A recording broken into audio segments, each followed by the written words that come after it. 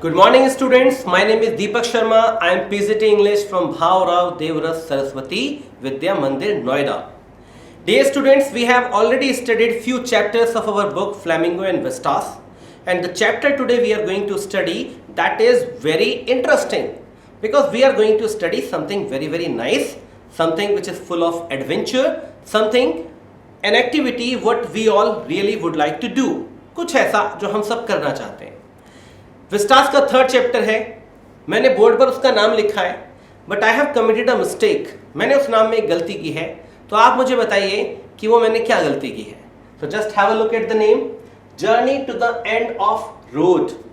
तो क्या आप मुझे बता सकते हैं कि मैंने इसमें क्या गलती की है? नहीं, ऐसा इसलिए क्योंकि आप ध्यान से नहीं देख रहे। अगर आप ध्यान से देखेंगे तो आपको पता चलेगा कि ये जो मैंने वर्ड लिखा है journey to the end of the road, ये गलत है। यहां पर रोड नहीं आना चाहिए, यहां पर क्या आना चाहिए? यहां पर आएगा EARTH, अर्थ। ओके बेटा, I really want to tell you all the people that have you ever thought that you visit a place where nobody has gone, where there is no ecosystem, where there is no biodiversity, I mean there is no marks of human beings। क्या कभी आपने सोचा किसी ऐसी जगह हम लोग जाएं? अगर आप किसी ऐसी जगह जाना चाहते हैं, ऐसा सोच भी सकते हैं या फिर कुछ ऐसा इमेजिन भी कर सकते हैं, so it would really be very nice, full of adventures and you will really feel great and full of excitement।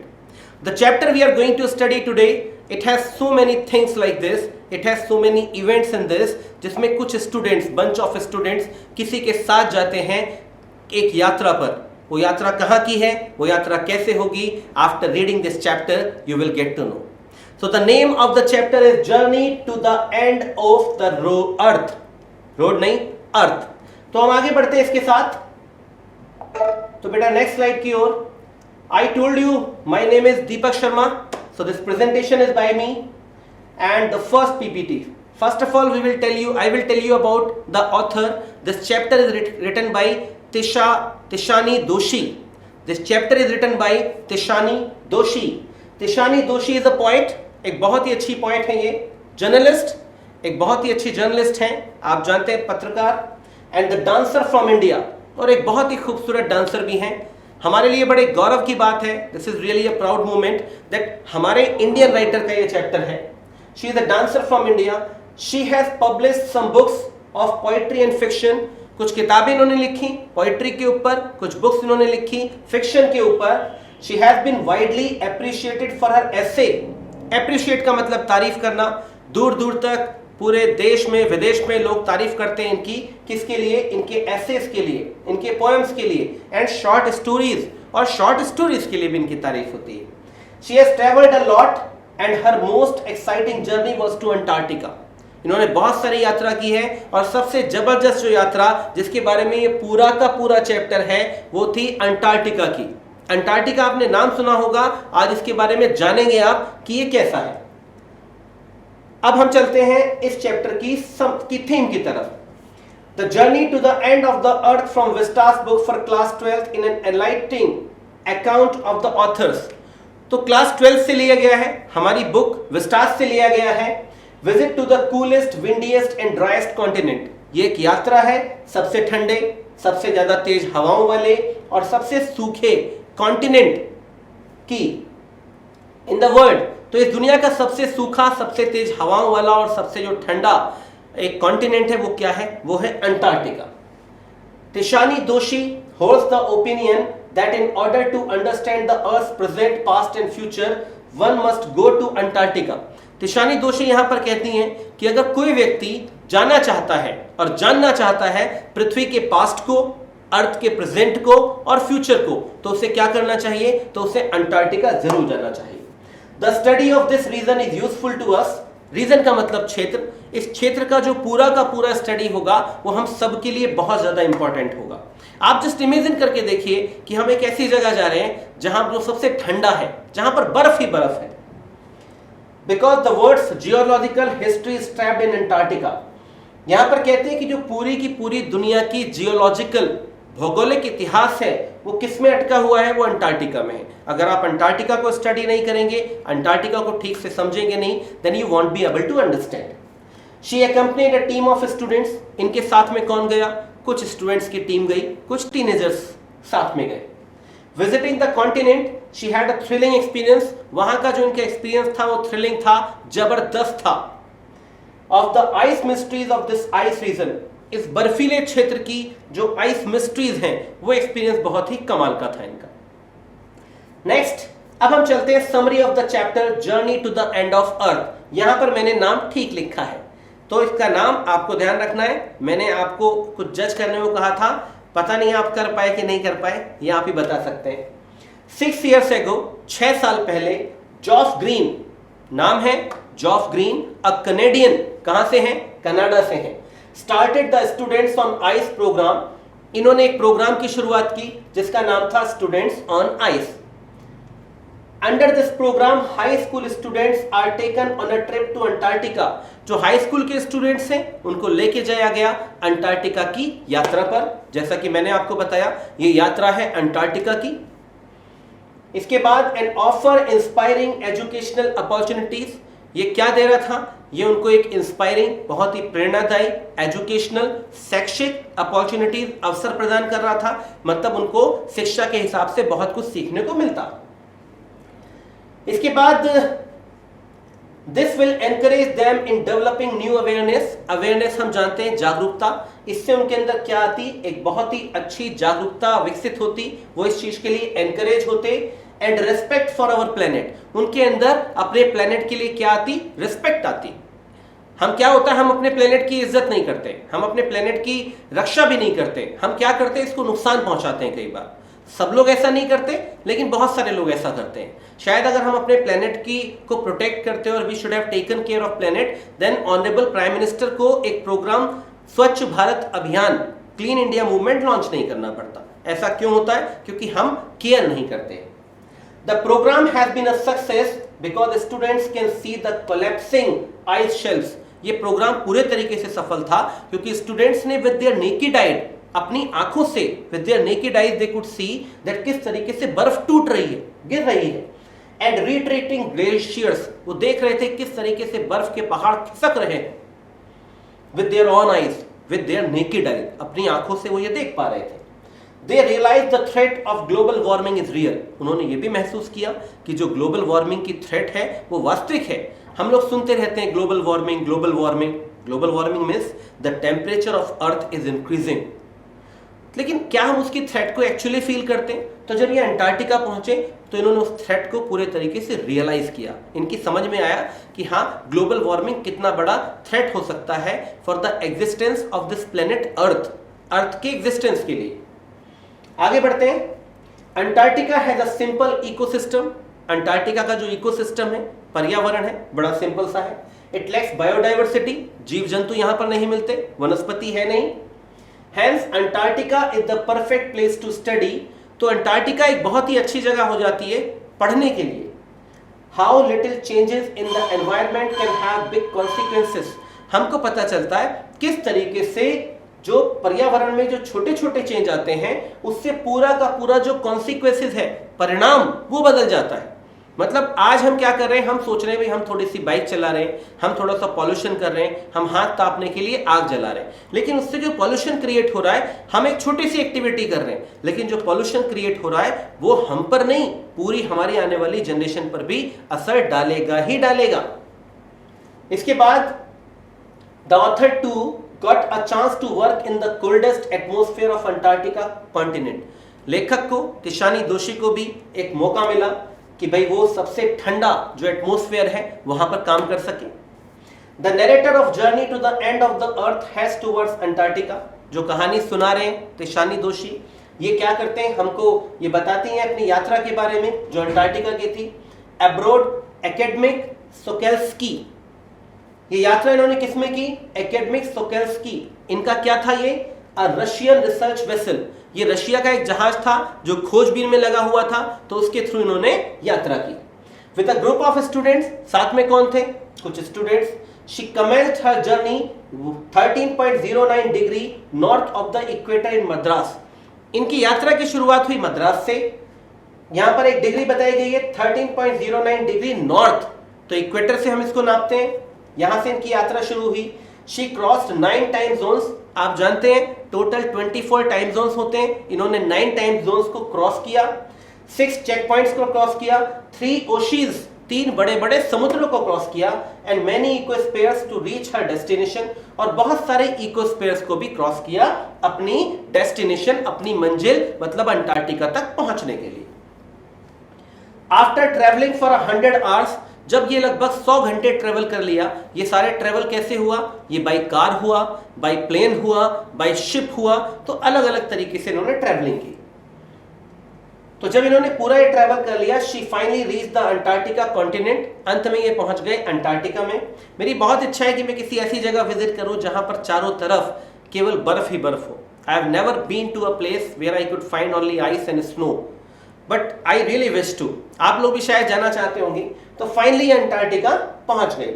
She felt relieved and wandered about the isolation of the continent. इन्होंने देखा, आश्चर्य में पड़ गई, ये पूरा का पूरा कॉन्टिनेंट क्या था? ये एकदम आइसोलेट था, कोई आता जाता था नहीं, जीव जंतु थे नहीं, तो एकदम आइसोलेट था। And the historic time when India and Antarctica were a part of the same land mass. और इसके बाद कहते हैं एक बहुत ही ऐतिहासिक समय था व्हेन इंडिया एंड अंटार्कटिका दोनों ही क्या थे? हिस्से थे एक ही लैंड मास के। मतलब पहले की बात करें तो भारत और अंटार्कटिका दोनों आपस में मिले हुए थे, दोनों अलग नहीं थे, लेकिन अब दोनों अलग अलग है। The narrator says 650 million years ago, ध्यान दीजिए 650 million years ago, 1 मिलियन में 10 लाख होता है, तो कह रहे 600 मतलब लगभग 6 अरब और 50 मिलियन 5 करोड़ साल पहले Antarctica was a part of joint amalgamated southern super continent. Amalgamated का मतलब होता है मिश्रित, मिला हुआ। तो कह रहे इतने साल पहले जो अंटार्कटिका था वो हिस्सा था जॉइंट मतलब बहुत बड़े, एमलगमेटेड मिश्रित साउदर्न सुपर कॉन्टिनेंट का, जिसका नाम क्या था? गोंडवाना। नाम याद रखिए, गोंडवाना। भारत भी उसमें शामिल था। There was no existence of humans on the planet at that time. उस समय तक हमारी जमीन पर मानव जाति का नामो निशान नहीं था, मतलब इंसान नहीं था। हम आप बिल्कुल नहीं थे, हमारे बाप, हमारे पिताजी, हमारे दादाजी ये सब नहीं थे। The climate was warm and there was a huge variety of flora and fauna. जो क्लाइमेट था वो गर्म था और बहुत सारी प्रजाति थी वहां पर फ्लोरा की एंड फौना की। फ्लोरा एंड फौना आप जानते होंगे, कुछ पेड़ पौधे छोटे से वनस्पति, कुछ थोड़े से फ्लोरा की बात करें तो थोड़े से जीव जंतु, तो ये सब। The super continent of Gondwana existed for 500 years. जो गोंडवाना सुपर कॉन्टिनेंट है वो लगभग 500 साल तक रहा, 500 मिलियन साल तक रहा। एंड देन लैंडमास ब्रॉक, और फिर ये भूमि जो है ये टूट गई, जैसे भारत अलग हो गया वहां से। With the extinction of dinosaur, extinction का मतलब विलुप्त हो जाना, चले जाना, डायनासोर इस दुनिया से गायब हो गए। द लैंड मास सेपरेटेड, जो ये जमीन है ये अलग हो गई, इनटू डिफरेंट कंट्रीज, देश बन गए जैसा कि हम आज जानते हैं। Shaping into the globe that we know today, और दुनिया कुछ ऐसी हो गई जैसा कि हम आज के समय में जानते हैं। तो आपको ये बात समझ में आ गई होगी, जैसे पहले भारत का हिस्सा क्या क्या था? अफगानिस्तान भी भारत का हिस्सा था, बर्मा भी भारत का हिस्सा था, हमारे बहुत सारे पड़ोसी मुल्क सब हमारे हिस्से थे। लेकिन अब वो क्या हो गए? बांग्लादेश भी भारत का हिस्सा था, लेकिन ये सब अलग हो गए, तो बिल्कुल भारत भी अलग हो गया। From the continent of Antarctica, we can get an understanding of the evolution of human existence. अगर आप अंटार्कटिका में जाएंगे तो आपको पता चलेगा इंसानों का किस तरीके से एवोल्यूशन हुआ, किस तरीके से इनका विकास हुआ। On this planet and we humans are heading now. ये भी पता चलेगा कि हम मानव जाति आगे कहाँ जा रही है, मतलब हमारा भविष्य में क्या होने वाला है। इसीलिए कहा था कि अगर आप जानना चाहते हैं what is the past of earth, what is the present of earth and what is the future of earth, तो आपको अंटार्कटिका जरूर जाना चाहिए। It also enlightens about the significance of cordial folds, ये हमको बताता है कॉर्डियल फोल्ड्स पर्वतों के बारे में, and pre Cambrian granite shields, और पहले जो ग्रेनाइट शील्ड्स होती थी वो किस तरह की होती थी। ओजोन एंड कार्बन, ये हमको ओजोन के बारे में बताता है, ये हमको कार्बन के बारे में भी एक्सप्लेन करता है। The narrator stayed for 2 weeks in Antarctica. Narrator साहब लगभग 2 हफ्ते तक रहे अंटार्कटिका में। Where 90% of the earth total ice volumes are stored. सोच के देखिए, पृथ्वी की पूरी 90% बर्फ है वहां पर, तो एक ऐसी जगह 2 हफ्ते तक रहना। मिजेस, माइट्स, छोटे छोटे कीड़े मकोड़े जीव जंतु, ब्लू वेल्स, बड़ी बड़ी whales, and limitless expanse of huge icebergs surround her with no existence of human life. तो वहां पर बड़े बड़े whales, limitless expanse of huge, मतलब बहुत सारी बर्फ ने इनको चारों तरफ से घेर रखा है और कोई इंसान वहां पर है नहीं। The surreal 24 hours summer lights. Surreal means जो वास्तविक नहीं है, लगभग 24 घंटे की गर्मियों की लाइट। एंड एरी, एरी मतलब भयंकर। साइलेंस, एकदम ऐसा साइलेंस जो डरावना है, जो भयंकर है, जो आपको डरा देता है। Often interrupted by the breaking sound of an iceberg was mind blowing। तो जब भी बर्फ का पहाड़ टूटता है तो क्या होता है, एक तरह का डर हो जाता है, सन्नाटा है एकदम। लेकिन जब बर्फ का पहाड़ टूटा तो क्या हो गया, एक डर उत्पन्न हो गया। The narrator says that human beings have been on earth for about 1200 years। यहाँ पर तिशानी दोषी ये भी कहती हैं कि जो मानव जाति है, जो इंसान है, उसका जन्म तो इस धरती पर केवल 12,000 साल पहले ही हुआ है। In this short span of time, इस छोटे समय में humans have changed the face of the environment for the worse। हम इंसानों ने क्या किया, पूरी पृथ्वी का नक्शा बदल दिया, पूरी हालत खराब कर दी। आज की डेट में हम नेचर पे भी कब्जा जताते हैं। हम चाहे तो अननेचुरल तरीके से बारिश कर सकते हैं, हम नदियों को पॉल्यूट कर रहे हैं, नेचर को नुकसान पहुंचा रहे हैं। डेली हम हजारों एकड़ पेड़ पौधे काट देते हैं। तो ये उस बारे में बात करती है। Humans have dominated the earth by establishing cities।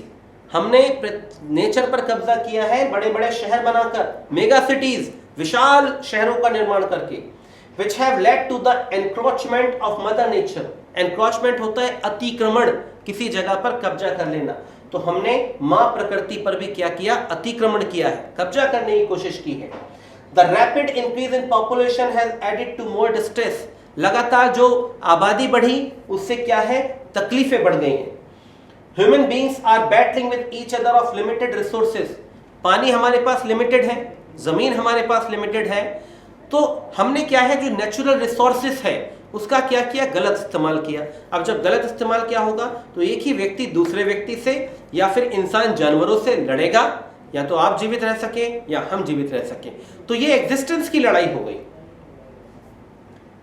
इसके बाद the average globe temperature is rising. लगातार जमीन का, इस पृथ्वी का, इस धरती का, इस प्लेनेट का टेम्परेचर बढ़ रहा है। And blanket of carbon dioxide around the world is increasing. और चारों तरफ कार्बन डाइऑक्साइड का जो कंबल है वो बढ़ता जा रहा है। The narrator is alarmed by many unanswered questions about climate change. Narrator जो है वो चौंक गए हैं क्योंकि उनके पास बहुत सारे सवाल हैं जिनका जवाब उनको नहीं मिला क्लाइमेट चेंज से related. What if West Antarctica ice sheets melt entirely. होगा क्या अगर वेस्ट अंटार्कटिका की सारी बर्फ पिघल जाएगी। और if the gulf stream ocean current will be disrupted, या जो गल्फ स्ट्रीम है वो पूरे तरीके से डिसरप्ट हो जाएगा, उसमें हस्तक्षेप हो जाएगा। और will the world come to an end one day, क्या ये पूरी दुनिया एक दिन समाप्त हो जाएगी। ये सवाल उनके दिमाग में है जिसका जवाब उनको नहीं मिल रहा है। Antarctica has a crucial role to play in this debate. इस पूरी बहस में अंटार्कटिका एक बहुत ही इंपॉर्टेंट रोल निभाती है। The earth present and future lie hidden in Antarctica. Antarctica में ही छुपा है पृथ्वी का प्रेजेंट भी और पृथ्वी का फ्यूचर भी। आप जानना चाहते हैं फिलहाल क्या हो रहा है, तो अंटार्कटिका इज द प्लेस। आप जानना चाहते हैं आपका भविष्य कैसा होगा, तो भी आपको अंटार्कटिका जाना पड़ेगा। The greater lesson to be learned is little changes in the environment can have big repercussions। repercussions का मतलब consequences। तो अगर एक लेसन हम सीख सकते हैं तो वो क्या है, जो छोटे छोटे लेसन है एनवायरमेंट में, उसका एक बहुत ही भयंकर परिणाम हो सकता है। हमारी छोटी छोटी हरकतें, हम पेड़ पौधे काट रहे हैं तो क्या हो रहा है, नुकसान हो रहा है। हमारे यहाँ ऑक्सीजन की कमी पड़ी, अभी आप जानते हैं पेंडेमिक के दौरान ऑक्सीजन बिल्कुल नहीं थी। सोचिए हमारी लगभग 150 करोड़ की पॉपुलेशन है, अगर हम में से एक इंसान हर हफ्ते एक पेड़ भी लगाए तो हर हफ्ते हमारे पास 150 करोड़ पेड़ होंगे। और अगर इसके आधे भी लगा दें तो 75 करोड़, 20 करोड़ भी होंगे। तो something is better than nothing. तो हमारे छोटे छोटे स्टेप्स का क्या होता है, बहुत ही लंबा और बहुत ही अच्छा परिणाम हो सकता है। The microscopic phytoplankton is nourishment for marine animals and birds in this region. Phytoplankton आप जानते हैं एक तरह की ग्रास होती है और ये क्या करती है, ये नरिश करती है इस रीजन में, इस क्षेत्र में, अंटार्कटिका में जितने भी मराइन एनिमल्स होते हैं, समुद्री जीव जंतु होते हैं या फिर बर्ड्स होती हैं। The depletion in the ozone layer will affect the activities of these grasses. जिस तरीके से ओजोन लेयर का डिप्लेशन हो रहा है, उसको नुकसान हो रहा है, तो फिर क्या होगा, डायरेक्ट सनलाइट अर्थ पे आएगी और जो फाइटोप्लैंक्टन ग्रास है इसकी एक्टिविटीज पर असर पड़ेगा और जो फोटोसिंथेसिस है, मींस जो प्लांट्स खाना बनाते हैं अपना, वो पूरा का पूरा डिस्टर्ब हो जाएगा। इसके बाद this will also affect the life of the others in this region and the global carbon cycle. इससे लोगों की जिंदगी पर भी असर पड़ने वाला है और इससे असर पड़ने वाला है पूरे के पूरे कार्बन साइकिल पर। The narrator says that her experience at Antarctica was never to be forgotten. वो कहते हैं नरेटर कि मैं अंटार्कटिका गई और मेरा जो एक्सपीरियंस था वो भूलने वाला नहीं है, एक कमाल का एक्सपीरियंस मेरा रहा। At 65.55 degree south to equator, 65.55 degree south में भूमध्य रेखा से, the narrator and the students were told to get down. Narrator को, उनके स्टूडेंट्स को कहा गया आप नीचे उतर जाइए। It was a breathtaking experience to see crab eater seals sitting in the periphery. वहां पर एक तरह का जानवर होता है जो क्रैब केकड़े खाता है, उसको देखना बहुत इंटरेस्टिंग था। वो बैठ के धूप सेक रहा है धूप में। तिशानी दोशी is overwhelmed with the beauty of balance in the play on our planet. Tishani दोशी बहुत ही ज्यादा भाव विभोर हैं, जो खूबसूरती उन्होंने देखी अपने प्लेनेट में, उसके संतुलन में। She has many questions in mind that are still unanswered. अभी भी उनके दिमाग में कुछ सवाल थे जिनके जवाब उनको नहीं मिले, आपको भी शायद नहीं मिलेंगे, लेकिन कोशिश करिएगा इनको ढूंढने की। But she is optimistic that next generation children are full of idealism to save the earth. लेकिन वो आशावादी हैं कि जो हमारी जनरेशन आ रही है, जो आने वाले बच्चे आ रहे हैं, the current generation, the youth of India, the youth of the world, they are very very excited and they actually want to save the earth. And they are very much effortive, they are absorbing things, they are assimilating, they are learning, and this gesture is absolutely praiseworthy. I really appreciate this from my side. बेटा इसके बाद चलते हैं, मैंने कुछ short question दिए यहाँ पे, तो आप देखेंगे फर्स्ट क्वेश्चन जैसे the world's geological history is trapped in Antarctica. तो जो अर्थ का जियोलॉजिकल हिस्ट्री है वो अंटार्कटिका में अटका हुआ है। How is the study of this region useful to us, किस तरीके से हमारे लिए यूजफुल होगा। नेक्स्ट क्वेश्चन फिर मैंने दिया है। तो बेटा इस तरीके से मैंने 6 शॉर्ट क्वेश्चन आपको दिए हैं और 3 मैंने आपको लॉन्ग क्वेश्चन दिए हैं, जिनमें से एक एक्स्ट्रा है। तो बेटा आप सब इसको पढ़िएगा, आपको डेफिनेटली समझ में आएगा। इस चैप्टर को अच्छे से लर्न करने के लिए बहुत ज़रूरी है कि आप इसको 2 से 3 बार पढ़ें। जब 2 से 3 बार आप इसको पढ़ेंगे तो जो वर्ड्स हैं, क्योंकि इसके अंदर थोड़ी सी कॉम्प्लिकेटेड वोकेबलरी है, वो आप लर्न करेंगे तो आपको समझना ईजी होगा। तो बेटा ये सब आप काम करें। So this was a presentation by Deepak sir. Thank you so much. Have a great day ahead. Goodbye.